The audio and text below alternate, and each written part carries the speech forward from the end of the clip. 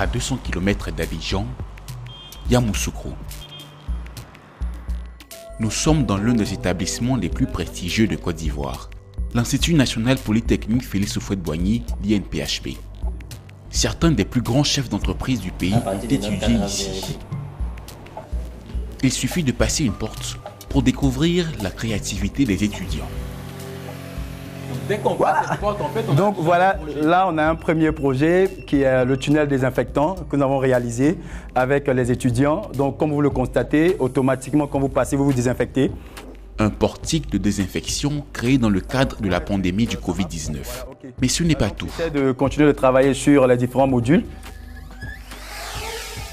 Dans cette petite fabrique à génie, l'enseignant supervise des projets un peu fous. Comme ce robot capable de réaliser des campagnes de sensibilisation. Pas encore au point. Même s'ils sont encore débutants, l'enseignant rêve grand pour ses étudiants. L'objectif, c'est de créer une Silicon Valley, notre Silicon Valley. Je pense que nous avons en Afrique et particulièrement en Côte d'Ivoire des étudiants, des jeunes qui sont passionnés et qui aiment travailler. Et je pense qu'ils ont besoin d'un cadre.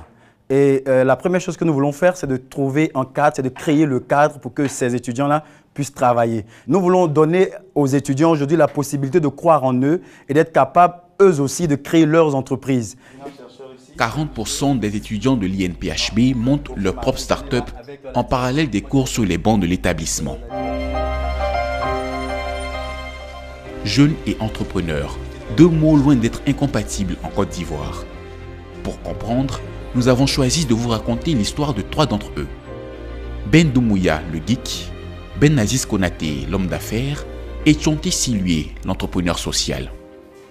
Trois parcours différents, mais un point en commun, la volonté de se dépasser, de franchir tous les obstacles pour vivre une success story avant 30 ans.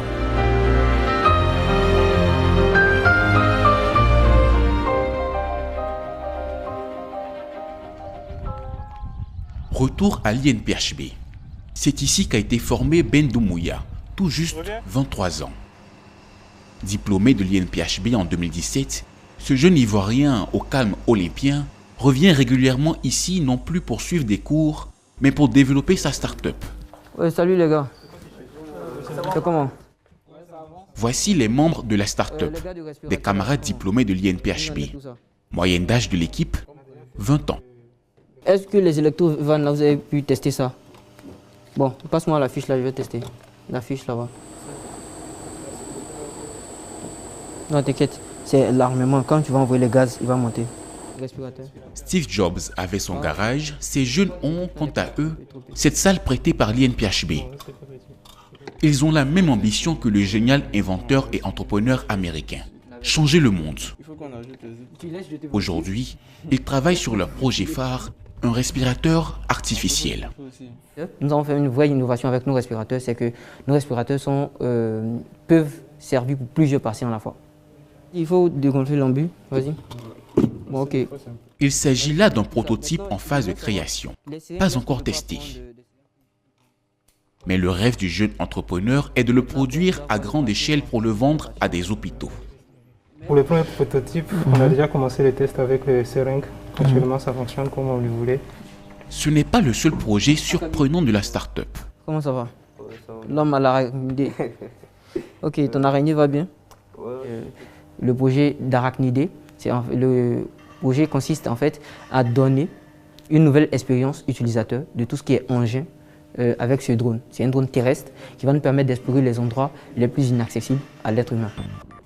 Explorer toujours plus loin. L'ambition est grande. Pourtant, ces machines futuristes ne pourront peut-être jamais trouver preneur. Les fondateurs de la start-up ont besoin de 20 millions de francs CFA pour concrétiser leurs deux prototypes. Un argent nécessaire à l'achat du matériel notamment. Certains composants électroniques doivent être importés de Chine. Alors, ils ont sollicité il y a quelques mois un financement auprès d'une banque. En vain. La raison, Ben et ses camarades seraient trop jeunes et leur projet pas assez concret. De doux rêveurs en somme. C'est la principale difficulté, sinon on aurait, pour le potentiel que je sais de mon équipe, on aurait été bien plus loin que ça. Tout ce qui est produit ici tout ce qui est projet, peu importe l'envergure du projet, c'est de ma poche. Et on essaie de se débrouiller un peu comme ça. Et donc, on espère que dans les jours à venir, la situation sera meilleure. En attendant des investisseurs pour développer la start-up, Ben mène une vie de salarié presque normale dans une entreprise. Une vie faite d'aller-retour entre Yamoussoukro et Abidjan. La société qu'il emploie, située dans le quartier de la Riviera, est spécialisée dans la technologie. Son poste, responsable de l'innovation. Toujours des perturbateurs dans ce monde-là. Concentré, Ben Doumbouya travaille sur de la programmation de drones. Des drones commandés par les Nations Unies pour lutter face au Covid-19. Les premiers prototypes ont déjà été conçus. Ces drones vont servir notamment à faire de la pulvérisation dans les endroits publics, à faire de la sensibilisation et si possible à détecter les températures des différentes personnes, donc faire la lecture des températures des différentes personnes. Un projet sur lequel il multiplie les nuits blanches. Mais rien n'entache la passion du jeune homme. Lorsque vous travaillez sur un projet pendant plusieurs jours, plusieurs semaines, toutes vos nuits, et à la fin, le projet marche, c'est très gratifiant déjà. Et puis, on se dit qu'on peut faire plus en fait. On n'a pas de limite. On ira jusqu'ici, il faut, on va dépasser le ciel, on va aller sur d'autres planètes. Pourquoi s'arrêter même à notre galaxie? On ira plus loin. Ce geek, qui a 5 ans monté lui-même ses voiturettes de jeu, ne manque pas de volonté d'entreprendre. Un objectif partagé par des milliers de jeunes à travers le pays. En 2019, près de 40% des entreprises privées en Côte d'Ivoire ont été créées par des jeunes de moins de 35 ans. Ben Aziz Konaté, 25 ans, est l'un d'entre eux. Il se présente comme l'un des jeunes entrepreneurs les plus prospères du pays. Mais faites-moi voir le cahier de service après-vente. Voilà, et puis les commandes que vous avez à effectuer. Lui ne vise pas les étoiles, mais un produit, on ne peut plus dire rien, le poulet. Le déclic lui vient quand il découvre, en visionnant un reportage, que la Côte d'Ivoire importe de la volaille. Ben Aziz lui dit alors qu'il y a quelque chose à faire dans ce secteur. Élève moyen, il lance, à 18 ans, son entreprise. 60 000 francs CFA en poche seulement, mais suffisamment pour acheter un carton de poussins, 3 sacs d'aliments et construire, avec les moyens du bord, une petite ferme chez lui. Il investit tous les bénéfices tirés de la vente des poulets et construit année après année un petit empire. Aujourd'hui, Ben Aziz Konaté possède 3 fermes dans la capitale ivoirienne. Ces produits, il les distribue dans des boutiques comme celle-ci, selon un modèle bien précis. Le client ici, il peut voir ses produits vivant à travers la vitre et savoir que ces produits sont abattus sur place, emballés et livrés frais le même jour. C'est là la grande idée de Ben Aziz, parier sur des produits frais pour se démarquer de la concurrence. Entre 300 et 500 poulets sont abattus ici chaque jour. Plumés dans ces grandes machines, ils sont ensuite préparés et commercialisés dans la boutique attenante. Notre étude de marché a démontré que les clients préfèrent acheter des produits frais. Et scientifiquement, c'est prouvé qu'un produit frais conserve encore toutes ses protéines, contrairement à un produit surgelé ou congelé qui perd en moyenne 60 à 80% de ses protéines. Donc, nous nous sommes positionnés sur cet aspect-là. Et les affaires marchent bien. Aujourd'hui, l'entreprise de Ben Aziz Konaté possède 2 points de distribution, à Abidjan et San Pedro. Une trentaine d'employés. Son petit empire du poulet réaliserait, selon le patron, un chiffre d'affaires annuel de plus de 300 millions de francs CFA. Ben Aziz Konaté ne compte pas s'arrêter là. Son ambition, il la puise d'une intime conviction née sur les bancs de l'école. Moi, je n'avais pas peur de dire à mes camarades en classe que moi, je voulais être millionnaire à 21 ans. D'accord? Et ce n'est pas être orgueilleux ou prétentieux, mais c'est plutôt rêver grand. J'ai été millionnaire à 19 ans. Et je change de vision. Je veux être milliardaire à 30 ans. Et quand c'est comme ça, ça permet de... Nous, les jeunes Africains, aujourd'hui, on a peur. On a peur de ces chiffres-là. On voit des Américains qui parlent en millions de dollars. Mais pourquoi est-ce que nous, on a peur d'atteindre ces chiffres-là? C'est possible d'atteindre ces chiffres-là. Et quand on va atteindre ces chiffres-là, ça sera un impact énorme. Ben Aziz Konaté veut être un modèle de réussite pour d'autres jeunes Africains. Mais avant d'atteindre le succès, il lui a fallu surmonter de nombreux défis parmi lesquels le financement. Malgré sa fougue et sa vision, aucun investisseur n'a accepté de l'accompagner à ses débuts. Les gens ne vous aident que lorsqu'on voit ce que vous êtes capable de faire. Donc, on doit être capable de faire des merveilles avec le peu qu'on a. On doit être capable de faire des sacrifices. Je ne me souviens même pas le nombre de fois où j'ai vendu mon téléphone pour mettre dans le business. Après, racheter nos téléphones. Quand j'ai besoin d'argent, je le vends. Donc, c'est différent. Je sors de la maison de mon père, je vais aller faire l'aide maçon sur des chantiers pour économiser 2000 francs par jour. Parce que j'ai une vision, j'ai un rêve.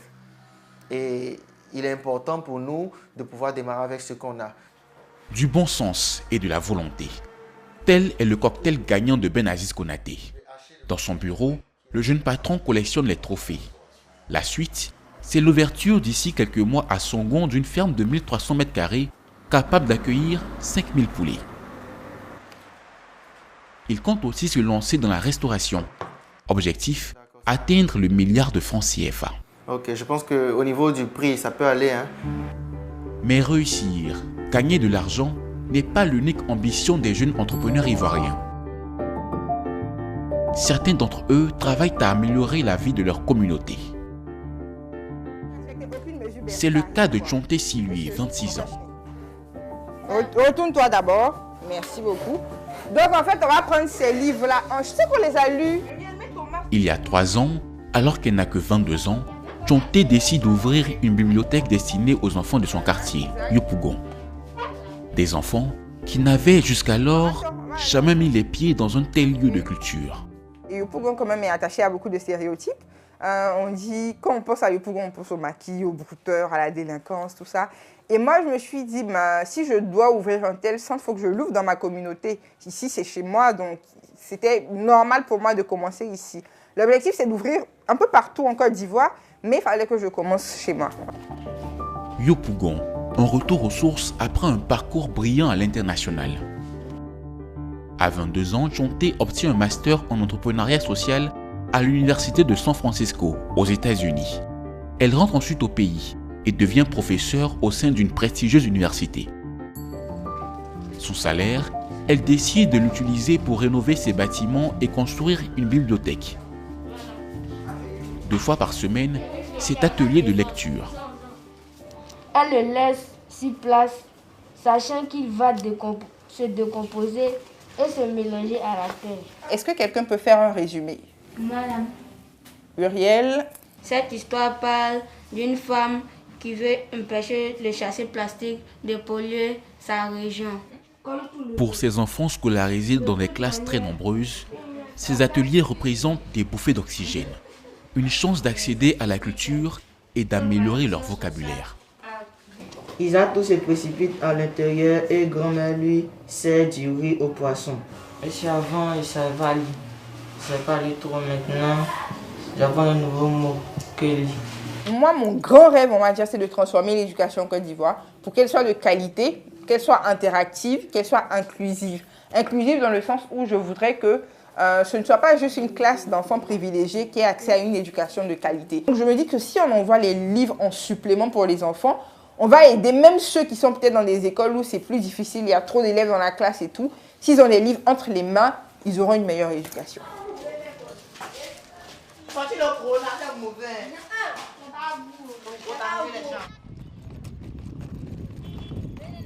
Lorsqu'elle n'est pas dans sa bibliothèque, Tchonté sillonne les rues de son quartier. Dans sa valise, son arme préférée, les livres. Cette superbe résidence se trouve face à un taudis.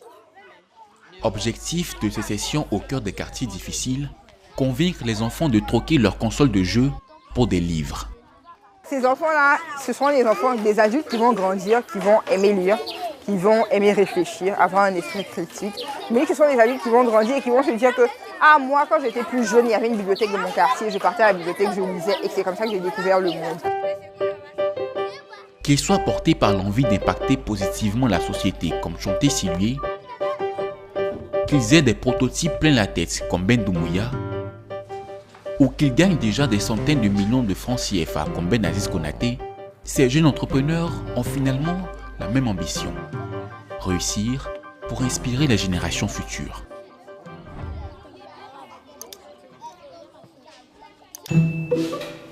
Bonjour Monsieur Cansani, je vous en prie, installez-vous. Bienvenue, vous allez bien? Ce matin, Pierre Enoch a rendez-vous avec la directrice d'une agence de recrutement abidjanaise. Je cherche un poste de traducteur-interprète, voilà, dans une entreprise. C'est intéressant de se rencontrer à cet effet parce qu'il y a un besoin, c'est vrai. Ça, c'est ce que je peux vous partager en tant que recruteur et professionnel des ressources humaines. Pendant une vingtaine de minutes, Aniela Vekwaku questionne Pierre sur son parcours, ses points forts, et n'hésite pas à lui poser des questions pièges. Est-ce que ce serait OK pour vous si on switch en anglais? Pas de problème. OK. What is the reality of this job, the translation? Firstly, we have to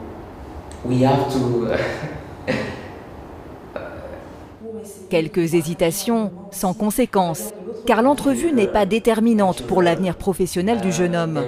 C'est un entraînement. Objectif, être prêt lorsqu'il passera un véritable entretien d'embauche. L'idée, c'est qu'on puisse faire connaissance, d'accord? Aujourd'hui, plusieurs jeunes diplômés défileront dans le bureau d'Aniela. Chacun repartira avec de précieux conseils. La recruteuse a décidé d'organiser ces simulations d'entretien pour leur permettre d'étoffer leur profil et surtout cibler les bons postes. Car à la sortie des études, beaucoup ignorent comment s'y prendre pour trouver un emploi. Qu'il n'y a pas assez d'interrogations sur les bancs d'école, sur les projets, sur les secteurs qui sont porteurs. Il n'y a pas assez de contacts, je pense, avec les entreprises aussi, avec les professionnels du recrutement. Des jeunes qui n'arrivent pas à trouver un travail, une réalité qui touche de nombreux Ivoiriens à la sortie des études. Un phénomène encore plus accentué chez les non-diplômés. Difficile de trouver des chiffres exacts pour quantifier ce chômage des jeunes.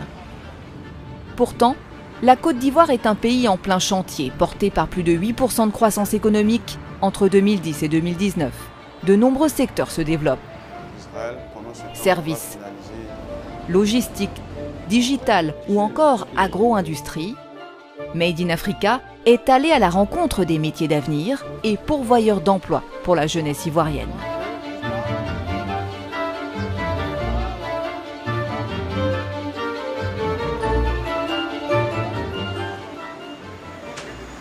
S'il y a bien un secteur où la Côte d'Ivoire a connu un développement exponentiel au cours des 10 dernières années, c'est celui des services. Il représente 50% du PIB national. Banques, assurances ou encore télécommunications sont en plein boom dans le pays. Et qui dit service, dit aussi client. Pour répondre à leurs besoins, de nombreux centres d'appel ont vu le jour, comme celui-ci, à Abidjan. Bonjour, je suis Mariée de l'AME. Dans cet open space, une trentaine de téléopérateurs en plein travail. Moyenne d'âge, 26 ans.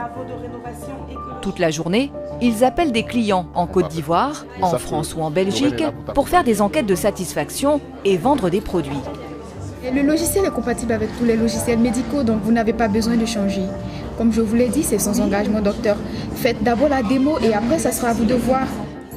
Pour travailler ici, pas besoin de diplôme spécifique. Le recrutement se fait dès la terminale. Ici, l'exigence numéro 1, c'est d'avoir une élocution quasi parfaite. Pour embaucher les différents agents que nous avons, le vrai critère, c'est le vocabulaire, c'est l'articulation. C'est chez nous, aujourd'hui, on recherche des profils qui peuvent facilement échanger avec les gens, facilement communiquer avec les gens. Quand le monsieur répond, tu réponds juste calmement. Lorraine Belly, 27 ans, travaille comme téléopératrice depuis 2 ans. Diplômée d'une licence d'économie, elle n'arrivait pas à trouver d'emploi en lien avec son diplôme et a enchaîné pendant longtemps les petits boulots. C'était des jours de petits bonbons. Un jour on peut t'appeler, on te paye en même temps, 2 jours on te paye en même temps. Là c'est un vrai travail où je suis salariée, je suis déclarée, donc voilà. C'est dur de trouver un travail dans sa branche, c'est très dur, surtout quand tu viens d'un milieu modeste. Parce que quand tu vas postuler, on te demande d'avoir déjà de l'expérience.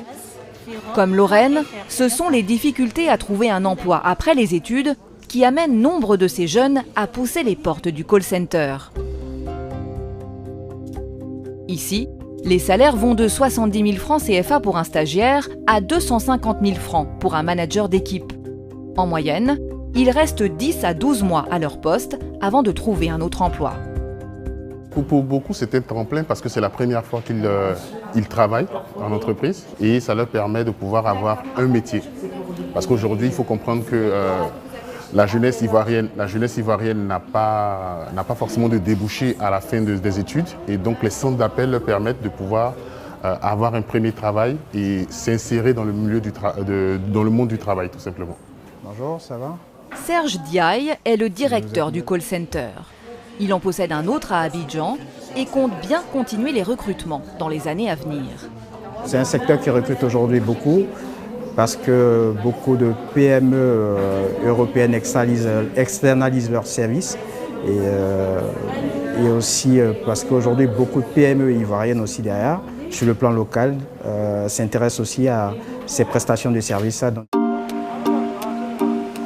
Dans le secteur tertiaire, un autre domaine est de plus en plus à la recherche de jeunes talents, le numérique. Direction Engrais. Dans cette agence de communication digitale, comme tous les lundis matins, c'est réunion pour parler des projets à venir.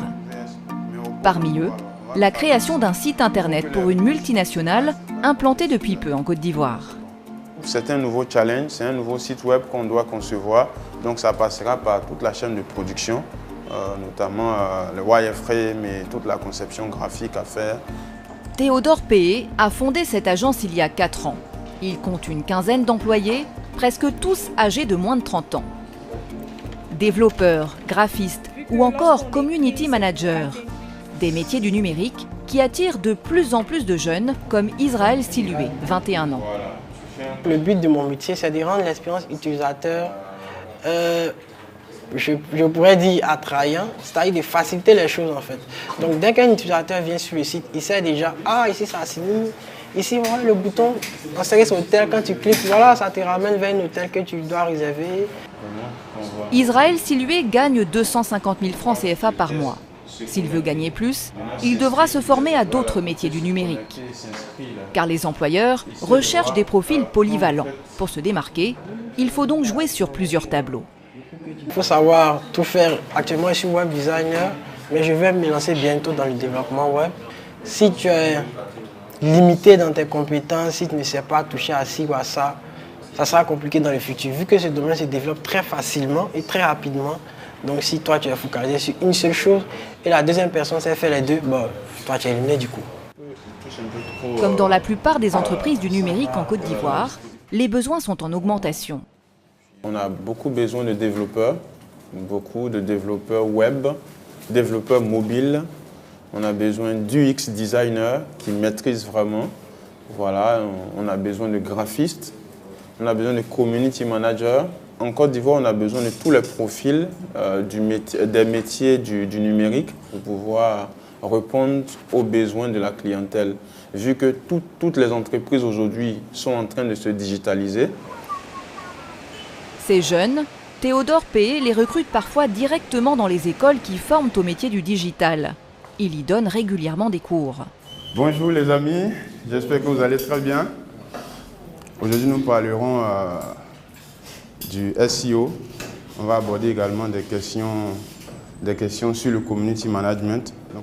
But de ces ateliers, repérer les pépites qui demain l'aideront à faire croître sa start-up, mais aussi préparer les étudiants aux réalités du marché du travail en mettant l'accent sur la pratique. Les étudiants sont bien formés théoriquement parlant, mais ne sont pas prêts à affronter les réalités pratiques, les besoins pratiques du monde de l'emploi. Nous faisons tout pour pouvoir permettre aux étudiants, en matière d'employabilité, d'être vraiment prêts. Le manque de formation adaptée aux réalités du terrain, un problème récurrent pour les recruteurs. Alors certains groupes ont décidé de créer leur propre école pour satisfaire leurs besoins en main-d'œuvre. C'est le cas dans le secteur très dynamique de la logistique.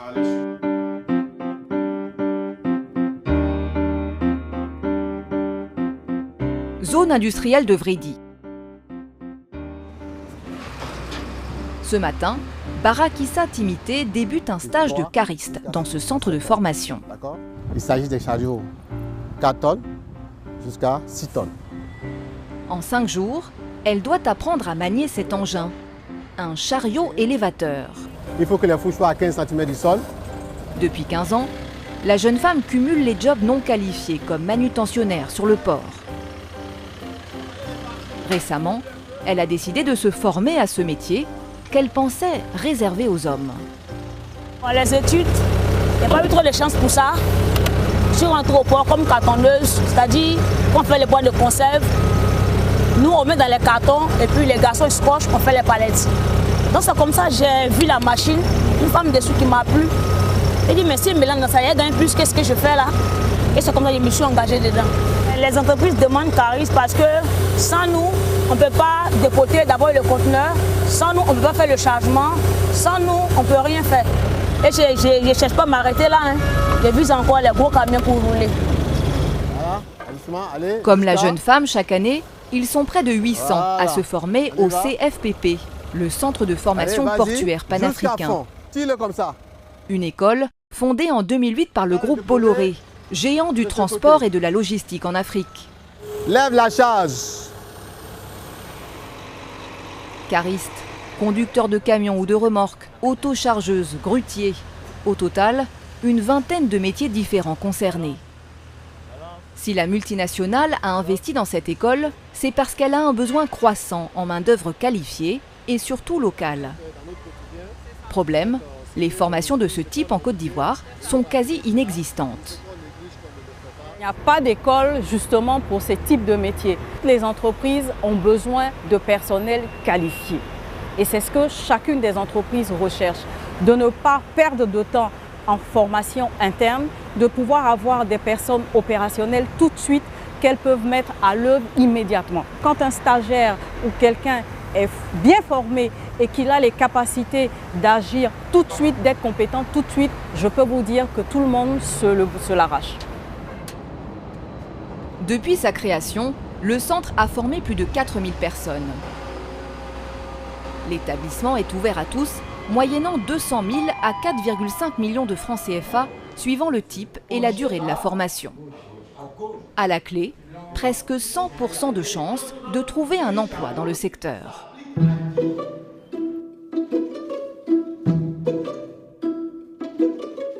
À quelques centaines de mètres de là, le terminal d'Abidjan. Chaque jour, des milliers de containers sont chargés et déchargés sur le quai. C'est le travail de Maria Blé, 27 ans, ancienne élève de l'école. Tous les matins, elle monte dans sa cabine, suspendue à près de 20 mètres du sol. Plan 62, tu peux avancer. Il y a 2 ans, après sa formation, cette ancienne électricienne a directement été embauchée à Abidjan Terminal, filiale du groupe Bolloré, en tant qu'opératrice de portique RTG. À ce poste, elle peut espérer gagner entre 300 et 800 000 francs CFA par mois, suivant son expérience. Le RTG, c'est un métier d'avenir parce que l'État ivoirien qui est en train de faire un deuxième port, donc je pense que ça va motiver. On aura encore besoin de plus de personnes pour pouvoir piloter ces engins-là. Donc je conseille à tout jeune qui veut se lancer dans ce domaine-là de ne même pas hésiter. De prendre le courage à deux mains et puis de foncer un peu dans l'État. La logistique, un secteur qui offre des perspectives d'emploi, tout comme la construction. 2 moteurs de la croissance auxquels s'ajoute l'agro-industrie, qui à elle seule représente 20% du PIB national.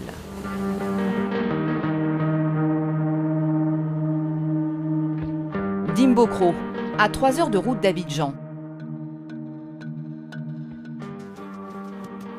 Dans cette usine, appartenant à une multinationale de l'agroalimentaire, on produit des centaines de kilos de noix de cajou chaque jour. Les noix sont triées par ces femmes issues des villages de la région, puis passent au contrôle qualité. On prendra l'échantillon pendant l'analyse pour faire attention aux dirty, aux pierres. Cette entreprise, qui emploie 600 personnes, est constamment à la recherche de main-d'œuvre, qualifiée comme non qualifiée. Un dynamisme à l'image de tout le secteur agro-industriel en Côte d'Ivoire. Coton, café, cacao, mais aussi EVA, où les entreprises cherchent près de 60 000 seigneurs pour récolter le précieux liquide blanc. Des besoins qui devraient continuer à augmenter dans les années à venir, d'autant plus que la transformation des matières premières est amenée à se développer localement. Aujourd'hui en Côte d'Ivoire, la demande est un peu plus forte au niveau de l'agro-industriel, vu l'expansion des activités agro-industrielles, vu les nouvelles usines qui s'implémentent et vu, on va dire, la dynamique de croissance du secteur de l'anacarde en particulier. On a besoin, on va dire, de techniciens, donc des techniciens pour les activités de production, pour les activités de maintenance et pour les activités de qualité, de contrôle qualité dans les usines. Services, logistique, agro-industrie, de grands pans de l'économie qui se développent en Côte d'Ivoire et offrent des opportunités à la jeunesse. Des jeunes Ivoiriens qui restent encore confrontés au chômage et à la précarité.